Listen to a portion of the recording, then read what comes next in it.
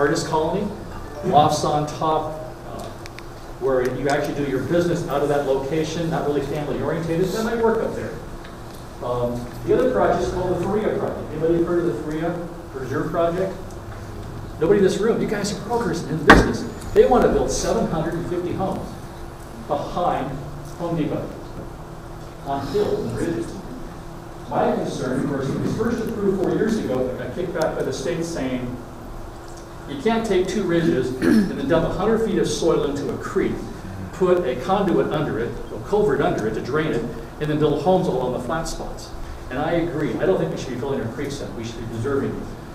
Not because I'm a tree guy necessarily, but we have old creeks throughout all of San Ramon. They're all buried by culverts. But we're not enjoying our creeks. We should be enjoying that. One of the reasons people move here is schools. It's safe. We got great parks, but they love the setting. They like the ambience of this valley.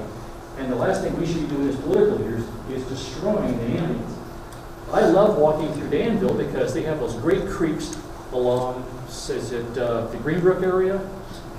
Wonderful area. And we need to make sure we're always mindful that we're creating neighborhoods in a community that people enjoy spending time in and not just living in and surviving. The other thing that's coming up is that we're moving our elections from odd years, which we just did a year ago, when we're the last city and district standing. Nobody else has elections in odd years. We have to pay the full burden of the cost, which is around $250,000 a year. We go to even elections, it costs us about $40,000. And given that we're cutting things in our budgets, we have a balanced budget, we're asking the voters, we could do it arbitrarily. We could say we're going to go to even years. I think we have to ask permission of the voters. And there's been some dialogues on some of the blogs about this. I think most people agree. We need to ask residents for permission to go to even years. It'll save us money. I think it's a smart thing to do. And the last thing I want to talk about generally is our budget. San Ramon is in very good shape. We had about a $4 million structural deficit when I came in about a year and a half ago. Now it's about $1 million to $1.5 million. We've had some growth because our retail sales are improving. We've cut some expenses. We're not funding some positions. When 10 years ago, San Ramon had 248 employees. Our population is about 30% bigger. We have 218 employees. We're asking our employees to do a lot more than they have before, and they can only sprint so long. For those of you who are involved in interval training, you can only sprint so long before you have to rest. Our employees are sprinting. All these great parks, all the great services, because they're working really, really hard. We need to get our finances under control. We need to find ways to drive some more income into the city so we can be able to pay and bring more employees in. One of the biggest benefits will be the City Center project. That project will bring in over $3 million in new income, sales tax and property tax into the city. And that'll be a huge boon, allowing us to fill a lot of our back positions. We should create another police beat. Even though we have very low crime, our police officers are pretty thin. There's usually 5 on at one time. If they arrest somebody, we don't book them in San Ramon. They have to drive them all the way to Martinez.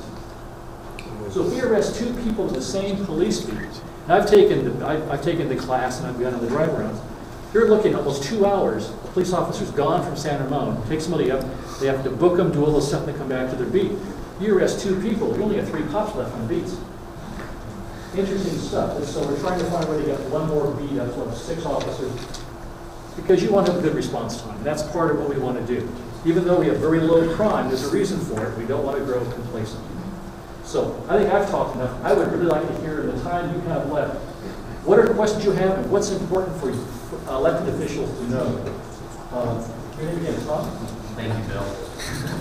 I hope you excuse my candor on this, because I don't mean to put you on the spot, but I want your opinion. The traffic in our town is getting very difficult to navigate, particularly for me right here in Bollinger Canyon. And when you say that there's another 2,000 houses going out there, that means more cars are going to be coming from the freeway, trying to get through this intersection right here. And we've changed the light sequencing. We've got new software for that. I've talked to the traffic engineers. I've gotten past the inconvenience of the light sequencing, because sometimes you sit through 2 cycles before you get through your light. I'm more concerned with the safety. When you come down Bollinger, you're trying to turn left on Al Costa. cars are lined up in the whole left-hand turn lane to the point where there's the downhill traffic is coming right at you. We're sometimes waiting on the off-ramp on Bollinger here to turn left onto, off the freeway to turn left on Bollinger. We're stacked up so far back on what I consider a deceleration lane on the freeway that I'm afraid people are going to come up behind me on the freeway, not know cars are stacked up 20 deep and plow into the back of me. We're talking to Caltrans about that because it's their intersection, but it's our citizens were involved in that. We're looking at changing the sequence at every intersection. You're not the only one. We've had a number of residents, including myself, complain to them. They're looking at ways to, with Caltrans, change the sequence of the lights.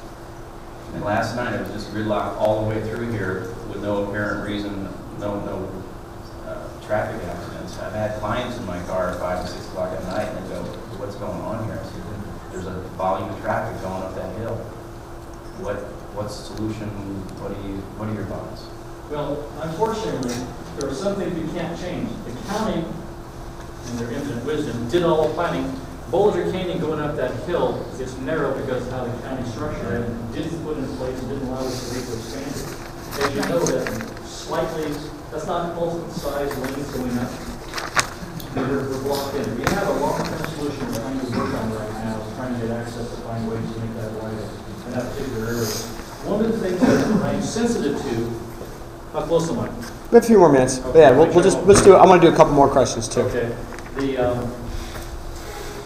You will have traffic in cities that are economically very successful. And when we do our city center project, there'll be more and more traffic on Bollinger Canyon Road. What it asks people to keep in mind, are you willing to spend a couple of extra minutes in traffic to have the benefit of a city center project? And a lot of people love going to San Francisco to spend time and they tolerate the traffic there because they wanted to be in San Francisco. We're going to have some similar problems on Bollinger in particular from the city center project. So if you want to have a vibrant downtown, and Walnut Creek has similar problems, you're going to have some traffic. Now, am I crazy about it? No. As you see, I'm very, very particular about what we allow to have in terms of growth in Santa Monica and Church and neighborhood. And the reality is that they're going to widen that way one more lane both sides. Let's get to it just a couple of lanes. Joe, you want to go ahead? Sure.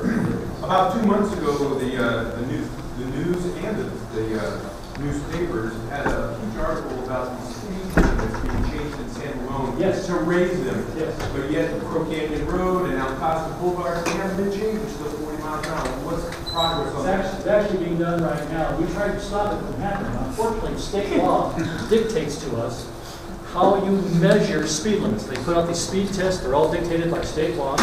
We have to put out the measurements. We have to measure all the traffic. We look at all the metrics, and the state law tells us exactly what the speed limit has to be. And we can take 5 miles an hour off of that anyway. And the metrics came back, okay, to change the speed limits. If we didn't change the speed limits to the state requirements, we can't enforce traffic laws on that street. There's no way you can ever get a ticket on a street that has them. Now, if you go to Santa Cruz, their main strip downtown, that is a 35-mile limit, should be. Their city council says, no, we want 25. So guess what? There is nobody can get a ticket going in Santa Cruz downtown because you can't. And you have some liability problems with downtown. Wow, we're not happy about it. Thanks for the tip on Santa Cruz. Yeah.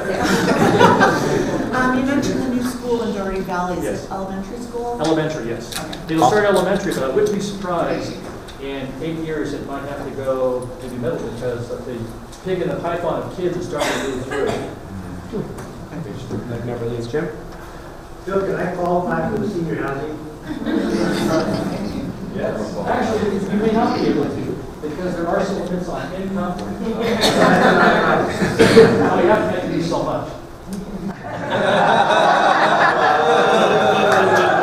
All right, who else? Bill, so what's the timeline on the city center itself? We don't know. We should have an update. It's private property being built by a private developer. Their money, no taxpayer money at risk. Okay. So we can't tell them when to go. Okay, one more real quick. Thank you. So I remember hearing about a year ago there were going to be some improvements or enhancements to the Iron Horse Trail. Can you give us any update on that? We are. In fact, that's one of the things that I've been really pushing. They have, it's interesting. Iron Horse Trail is owned by the county, managed by East Bay Parks, but we're the ones who are putting money into making improvements. So it is a very collaborative process where the county, we have to play well together. And so we'll work with them to put in trash receptacles, places to sit, shade structures. We're not going to have park-like land on that, but they'll have some amenities. And we're going to get some more trees to create some more shade. Just making a more inviting place. And as that city center project gets built, that Ironheart Trail is going to become a true gateway for a lot of people walking and bicycles. Because the traffic will be better. Sorry? Traffic will be better on the Iron Horse than. Oh, yeah. Traffic. Let's give Bill a huge round of applause.